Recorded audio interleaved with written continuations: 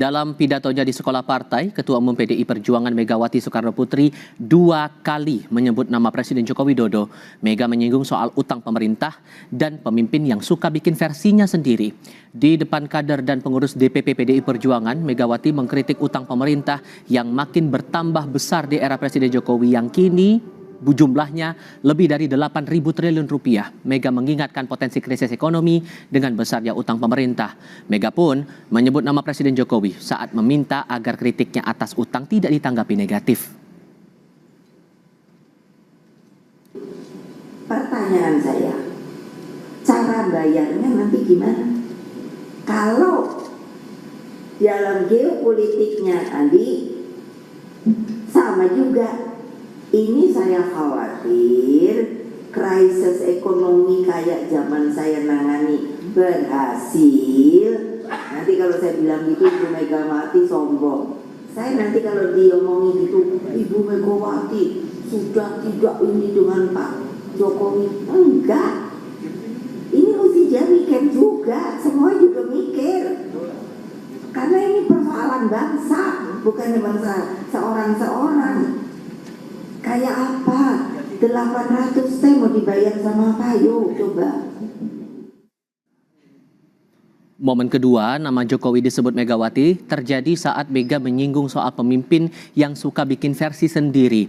Awalnya Megawati berpidato soal lagu Indonesia Raya yang menurutnya menegaskan Indonesia sebagai negara paripurna. Megawati lalu bercerita pernah bilang ke Presiden Jokowi, jadi pemimpin harus menjalankan apa yang diamanatkan para pendiri bangsa, bukan bikin versi sendiri-sendiri.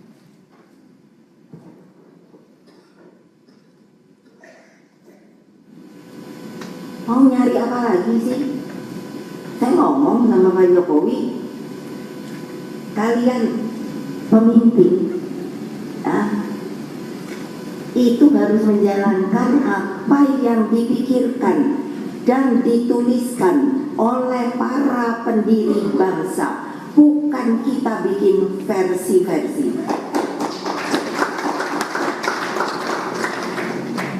Nah kalau sekarang saya lihat pemimpin itu bikin versi, aneh. Lembaga yang ada aja jadi jalanin aja susah banget. Usai retak hubungan PDI Perjuangan dan Presiden Joko Widodo menyusul perbedaan jalan politik di Pilpres 2024, untuk pertama kalinya Ketua Umum PDI Perjuangan Megawati Soekarnoputri menyebut nama Presiden Jokowi dalam pidatonya di sekolah partai. 2 kali nama Jokowi disebut Mega. Pertama, saat Mega mengkritik utang pemerintah lebih dari 8.000 triliun rupiah. Dan kedua, saat Mega menyinggung adanya pemimpin yang suka bikin versinya sendiri. Padahal tinggal menjelaskan apa yang sudah dirintis para pendiri bangsa. Apa maksud Megawati 2 kali menyelipkan nama Jokowi saat mengkritik utang pemerintah dan pemimpin yang ia sebut suka bikin versi sendiri? Kami diskusikan bersama dengan para narasumber. Bergabung saat ini Ketua DPP PDI Perjuangan Deddy Sitorus, juga bergabung anggota Dewan Pakar Partai Golkar Ridwan Hisyam dan pengamat politik Burhanuddin Muhtadi. Selamat sore semuanya, apa kabar? Selamat sore, Tival. Terima kasih seluruhnya sudah bergabung bersama kami. Bang Deddy, apa yang Anda tangkap, apa yang Anda baca dari kritik Bu Mega kemarin itu? Karena rasanya ini baru pertama kali ya Bu Mega menyebut nama Pak Jokowi setelah proses Pilpres berlangsung kemarin. Ya, saya kira ada 2 hal penting yang disentuh oleh Ibu Megawati ya. Pertama, dan itu tidak hanya untuk Pak Jokowi tapi juga untuk semua kita ya, rakyat Indonesia. Yang pertama tentu adalah kondisi utang negara kita yang saat ini sudah cukup besar. Kita tahu tahun lalu kita harus membayar bunga aja itu 450 triliun. Dan tahun ini selain bunga juga kita ada yang jatuh tempo. Jadi di total sekitar 800 triliun kalau saya tidak salah. Dan ini kan menjadi persoalan bagi kita semua. Artinya apa? Ruang fiskal bagi pemerintahan baru ini kan berada dalam satu kondisi yang sulit. Belum lagi kondisi geopolitik dan ekonomi dunia yang tidak terlalu baik. Ibu Megawati menyampaikan katakanlah warning gitu. Ini bagaimana? Kita semua harus mikirin ini soal utang ini ya. Karena apa? Ketika muncul gagasan untuk menambah utang sampai 50% dari PDB, itu terjadi capital outflow di kita ya. Saham langsung jatuh dan rupiah juga anjlok. tentu ini menjadi keprihatinan Ibu Mega bicara sebagai seorang negarawan. Yang kedua, dalam konteks itu ya berlanjut, Ibu Mega juga menyentuh soal bagaimana kita sebagai negara tidak punya konsep pembangunan jangka panjang.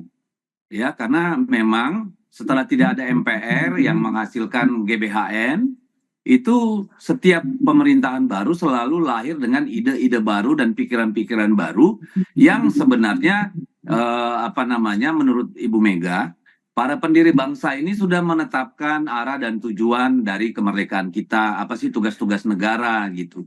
Ya, secara ringkas Ibu Mega mengatakan udahlah nggak usah yang baru-baru atau apa.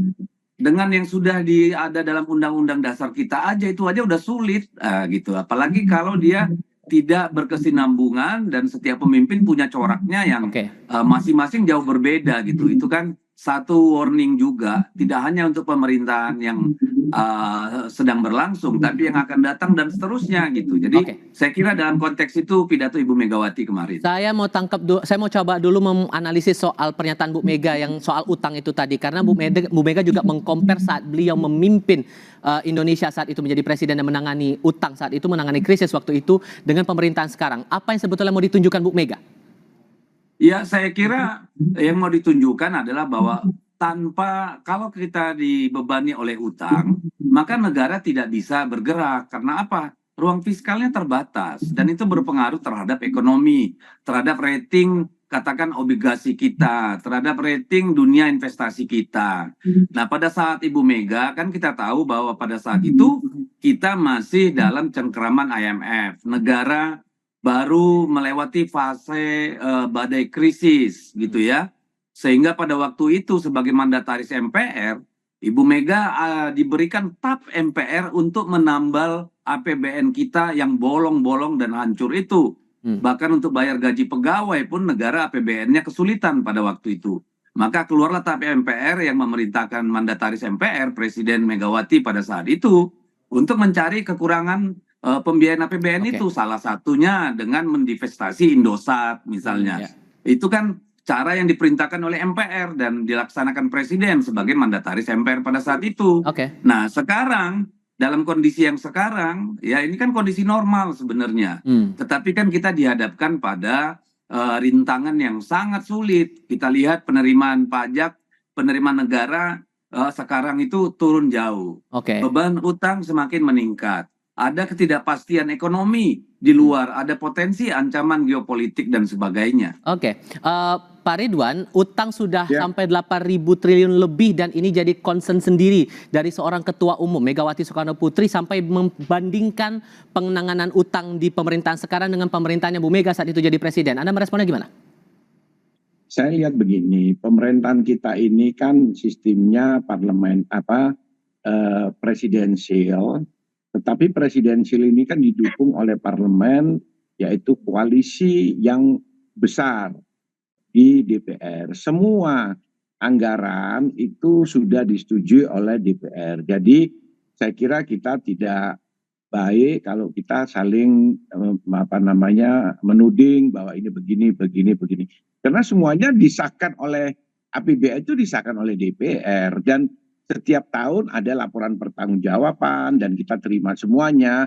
Nah, kalau ada partai yang tidak menerima, ya nanti kita lihat aja di dalam pertanggungjawaban Presiden pada saat memberikan laporan pertanggungjawaban. Nah, masalah utang itu saya kira sudah dijelaskan oleh Menteri Keuangan. Selama utang itu masih memenuhi prosentase daripada anggaran atau penghasilan kita, itu masih wajar atau masih sehat. Nah, selama ini kita merasa bahwa pertumbuhan ekonomi kita kan masih lumayan dibandingkan negara-negara tetangga kita. Kita masih bisa di atas 5%. Memang betul bahwa utang kita lebih besar, bertambah. Tapi kan kita lihat pertanggungjawabannya kan ada dan kita semua di DPR setiap tahun di komisi-komisi menerima pertanggungjawaban Presiden yang melalui menteri-menterinya.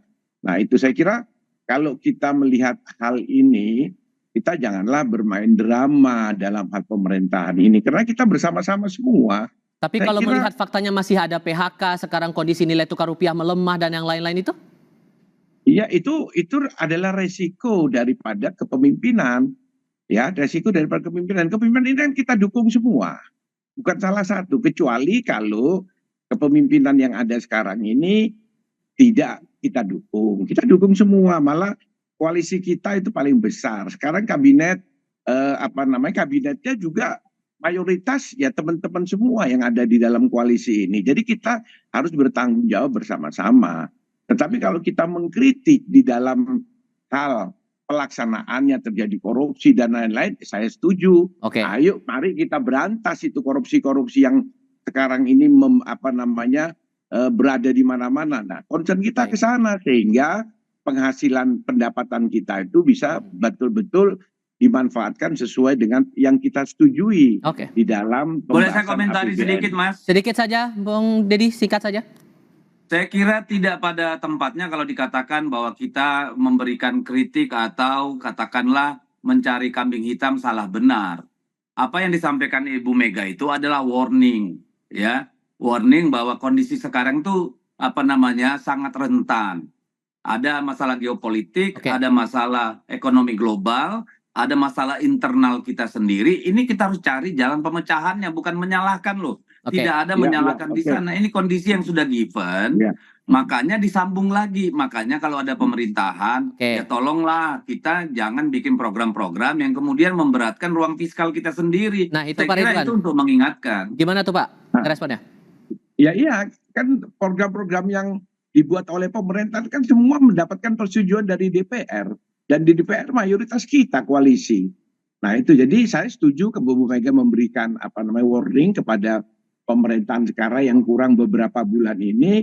Tapi saya melihat bahwa marilah di akhir periode ini kita membuat husnul khotimah Oke. kepada pemerintahan yang sekarang. Karena ini tanggung jawab kita semua loh. Oke.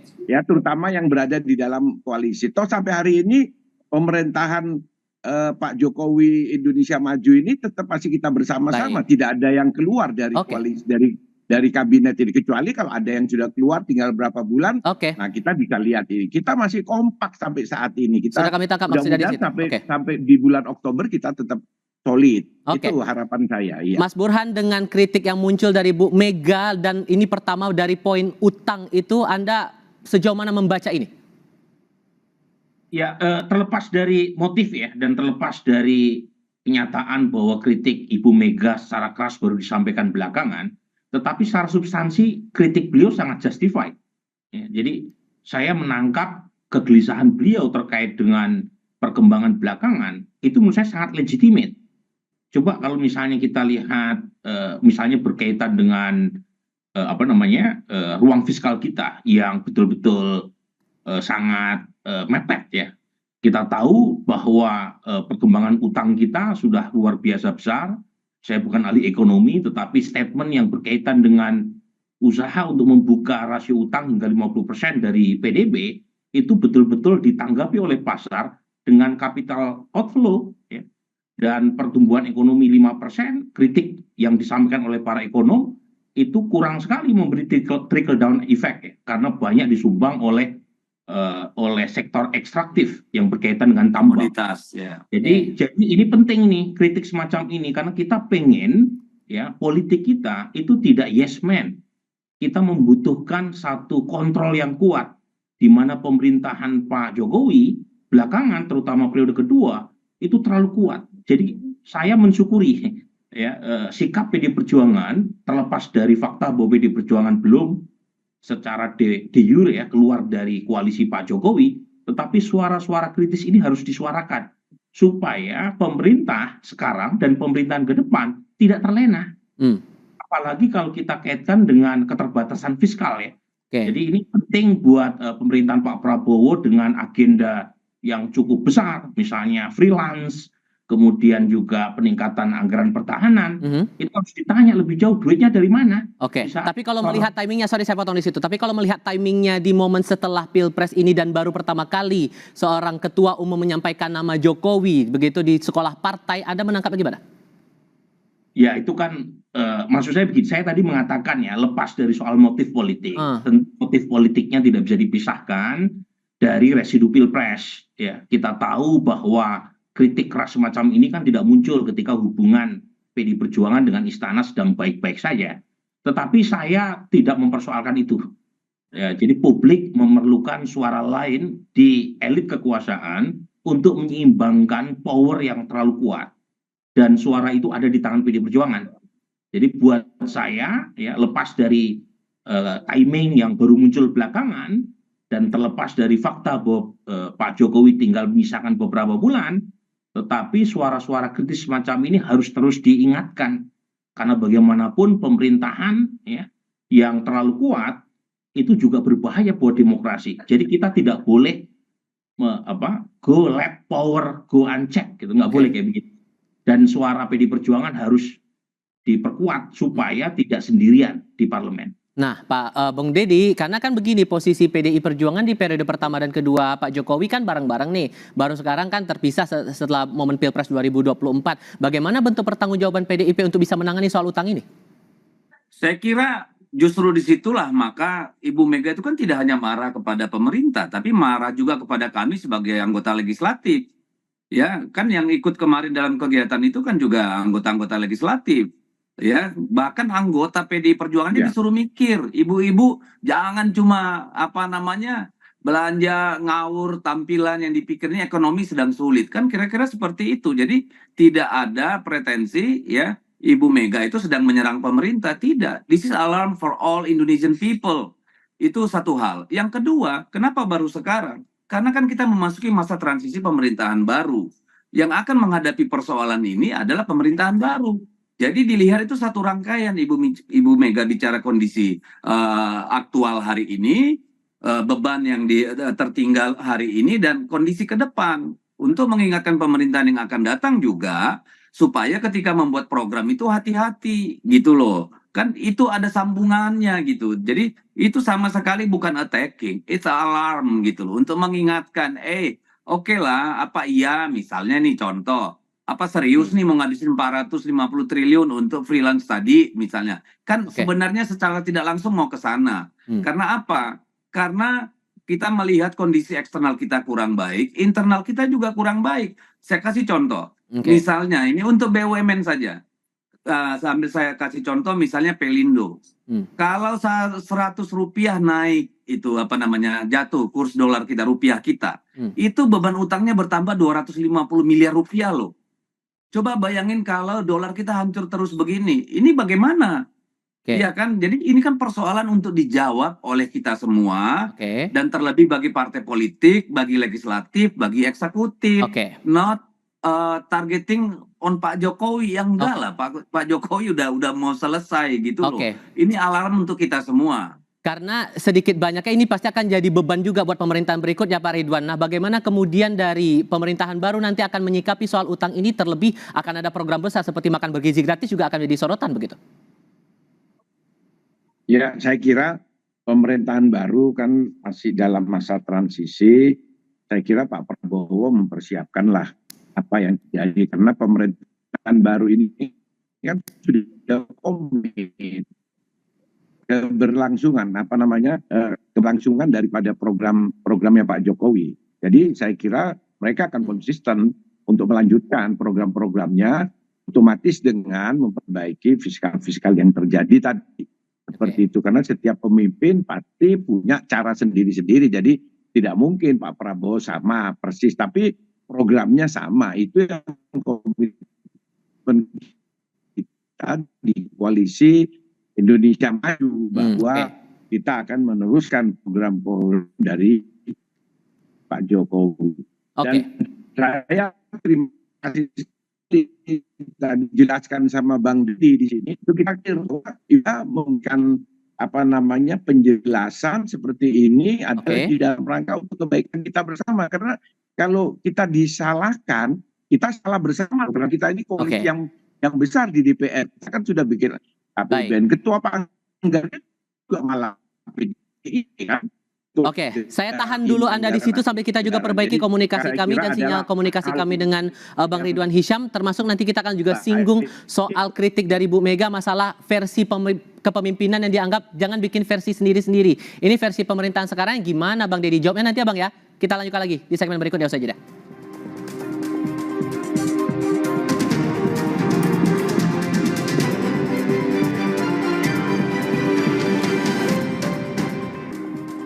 Masih melanjutkan diskusi bersama Deddy Sitorus dari PDI Perjuangan, Ridwan Hisyam dari Golkar, dan juga Burhanuddin Muhtadi. Bang Deddy, kemarin juga disampaikan kritik oleh Bu Mega masalah kepemimpinan dan disebut jangan bikin versi sendiri-sendiri. Emang versi pemerintahan sekarang kayak gimana Bang?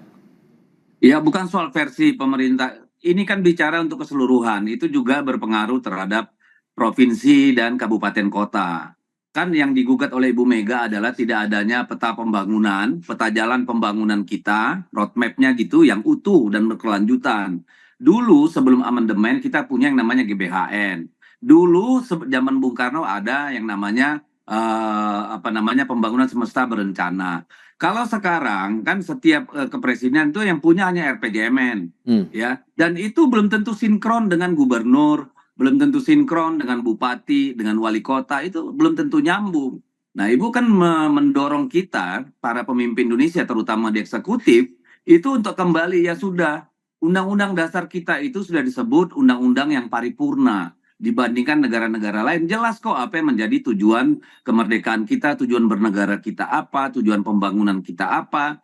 Ya harapannya supaya itu berkelanjutan dan tidak sendiri-sendiri gitu, scattered gitu. Kalau sekarang kan gitu, pemerintah maunya pengendalian inflasi sekian, tapi apakah itu didukung oleh kabupaten-kabupaten di seluruh Indonesia? Belum tentu juga. Kita mau mendorong ekspor, industrialisasi dan segala macam, itu juga kagak nyambung biasanya gitu, karena semua pemimpin kabupaten kota dan sampai ke atas itu punya program masing-masing. Nah, yang ingin diingatkan Ibu adalah supaya negara ini berjalan dalam konteks pembangunan, ya itu berjalan dalam satu arah gitu. Tugas-tugas mendasar itu aja udah sulit. Kira-kira kan Bu Mega bilang begitu. Kalau menangkap pernyataan dari Bu Mega ini, Mas Burhan, Anda melihat bahwa ini mempertegas posisi dari PDIP dan Jokowi ini sudah beda? Sebenarnya pernyataan berkaitan dengan arah pembangunan yang disampaikan oleh Ibu Mega kan bukan hal baru ya. Kita sudah pernah mendengar usulan yang sama dari Ibu Mega terkait dengan minimnya panduan atau guide kita sebagai berbangsa, dan waktu itu sempat muncul isu berkaitan dengan menghidupkan kembali GBHN melalui amandemen Undang-Undang Dasar 45, sesuatu yang kemudian ditutup kembali karena dikhawatirkan isu amandemen tersebut membuat ada pihak atau pembonceng gelap untuk memasukkan agenda mereka sendiri ya. Tapi poin saya ya, isu semacam ini bukan baru ya, ini isu yang lama, dan pada titik tertentu saya setuju perlu sinkronisasi antara pemerintah pusat dengan pemerintah daerah, terutama dalam sistem pilkada langsung. Karena masing-masing merasa dipilih secara rakyat, masing-masing merasa mendapatkan mandat langsung dari publik, kemudian mereka, para pemimpin baik eksekutif di tingkat nasional atau daerah, itu merasa punya semacam legitimasi untuk menggulirkan agenda mereka sendiri-sendiri, sehingga tidak sinkron. Jadi sinkronisasi ini bukan hanya penting secara ketatanegaraan, tapi juga secara ekonomi. Karena kalau masing-masing berjalan sendiri-sendiri tanpa koordinasi dan orkestrasi, itu yang dirugikan publik, karena arahnya jadi berbeda-beda satu sama lain. Jadi pada titik itu ya, meskipun lagi-lagi soal GBHN dalam pengertian lama, kan isu GBHN ini kalau kita merujuk pada pengalaman tahun 50-an itu kan nggak bisa dilepaskan dari era Perang Dingin ya. Jadi atas dasar negara sebagai sentral utama. Isu GBHN sendiri kan awalnya merujuk pada pengalaman Uni Soviet. Mungkin tidak sampai sejauh itu ya, tetapi mungkin arahnya lebih ke sinkronisasi antara pemerintah pusat dan daerah, terutama dalam iklim desentralisasi yang tidak mengorbankan kepentingan publik. Bang Ridwan, saya pastikan dulu suara saya terdengar ya Bang? Kedengaran. Terkait dengan kritik yang disebut jangan bikin versi sendiri-sendiri yang dikeluarkan oleh Bu Mega, kalau Anda melihat pemerintahan sekarang versinya kayak gimana sih? Saya kira gini, kalau Bu Mega memberi peringatan kepada kita semuanya, saya kira benar, karena Ibu Mega ini adalah salah satu tokoh guru bangsa kita juga, karena melihat konsistensi Ibu Mega di dalam memimpin, dan saya tahu persis karena saya pernah langsung berhubungan karena saya pernah dipercaya Ibu Mega juga dulu di Jawa Timur tahun 2008. Bagaimana saya melihat pikiran-pikiran Bu Mega di dalam membangun bangsa dan negara ini. Itu saya kira benar. Cuman yang memang harus kita pegang yaitu pembukaan Undang-Undang Dasar 45. Itu semua pemimpin harus pegang itu. Karena kalau kita lihat setelah amandemen, memang ada hal-hal yang berbeda. Seperti tadi disampaikan oleh Bang Deddy maupun Mas Burhan ya? pengamat kita, ya Mas Burhan, pengamat kita bahwa ini memang ada masalah yang harus kita perbaiki bersama setelah amandemen Undang-Undang Dasar 45 dan pada waktu itu alhamdulillah saya juga ikut 4 kali melakukan amandemen itu di MPR. Ini memang harus kita tinjau kembali seperti GBHN segala. Nah karena dengan tidak adanya GBHN itu maka ya tadi yang disampaikan Mas Deddy itu adalah konsekuensi daripada Undang-Undang Dasar 45 yang berubah itu di mana MPR bukan lagi lembaga tertinggi negara sehingga presiden siapapun dia pasti punya visi masing-masing karena tidak ada guidance daripada MPR sebagai kedaulatan tertinggi rakyat sekarang itu. Karena kan MPR sama dengan DPR dan lain-lainnya dan sama juga dengan presiden. Jadi itu semuanya rata. Nah, itulah yang menyebabkan terjadi perubahan visi. Tapi tetap kita harus pegang yaitu pembukaan Undang-Undang Dasar 45 karena itu tidak bisa dirubah. Kita kesepakatan dulu pada waktu melakukan amandemen. Oke, kita amandemen tapi pembukaan tidak boleh dirubah karena itulah roh daripada kemerdekaan kemerdekaan Republik Indonesia tanggal 17 Agustus tahun 1945. Oke, sudah kami tangkap poinnya di situ ya masalah GBHN itu tadi. Tapi juga poin terakhir yang juga disampaikan oleh Bu Mega, Bang Deddy, masalah pertanyaan yang disampaikan ke Pak Yasona Lauli ini kader kita ditargetin nih. Apakah ini dan di Tenggareh ini soal isu hukum? Ini Anda lagi dari Bu Mega ini menyinggung KPK atau lagi nyinggung siapa sebetulnya? Saya kira aparat penegak hukum secara keseluruhan ya. Karena itu real yang kita hadapi sejak sebelum Pilpres sampai hari ini. Ya, jadi kita menangkap kesan yang sangat kuat bahwa aparat penegak hukum ini memang sudah cenderung ya bisa dikatakan dengan berbagai indikator itu memang sedang melakukan atau menjadi bagian dari operasi kekuasaan. Itu kita rasakan langsung. Ya, jadi ambil contoh nih misalnya baru 1 jam yang lalu kita dapat info bahwa Polda Sumatera Utara mentersangkakan salah satu kepala daerah. Ya, yang kami dengar pengakuan langsung bahwa karena tidak mau mendukung salah satu misalnya begitu. Nah ini kan pengalaman real ya. Orang boleh berdebat gitu ya. Tapi kita lihat sendiri misalnya dalam kejadian Mas Hasto kemarin Sekjen PDI Perjuangan yang dipanggil dengan alasan ada informasi baru, bukti baru. Ternyata yang terjadi datang ke KPK cuma ditanya nama, riwayat hidup.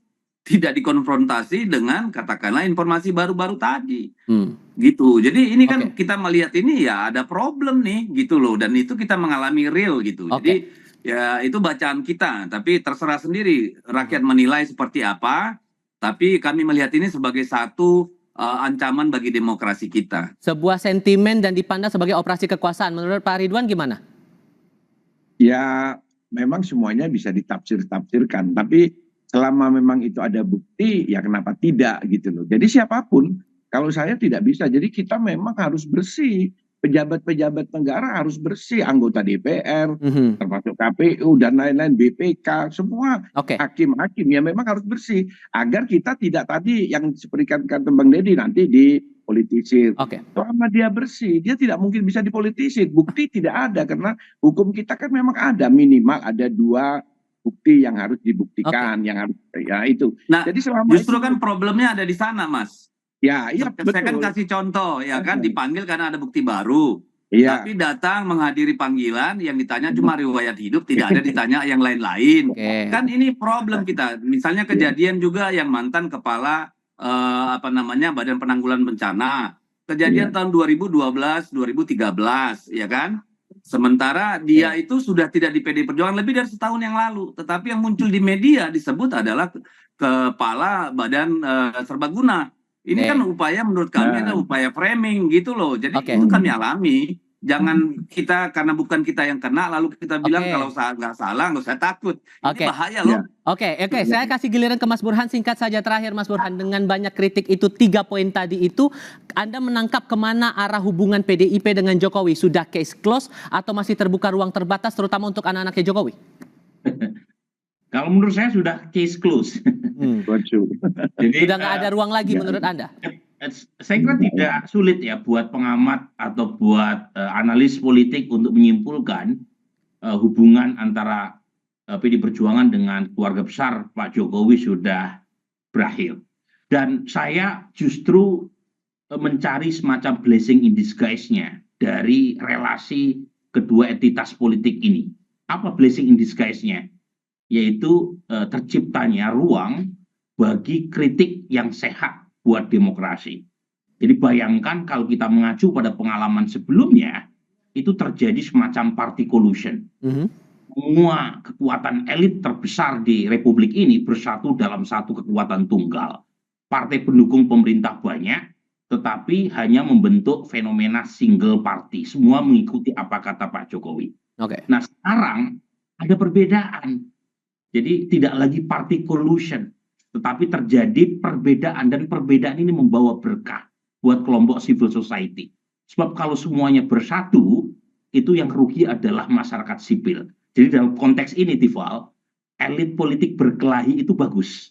Oke. Kalau bersekongkol, justru yang rugi adalah rakyat. Jadi kita memerlukan diferensiasi antar elit sehingga publik mendapatkan opsi-opsi kebijakan yang beragam. Biar ada perbandingan itu tadi. Oke, Bung Deddy Sitorus terima kasih. Kemudian Pak Ridwan Hisyam terima kasih. Mas Burhan tadi juga terima kasih sudah berdiskusi bersama kami. Selamat sore.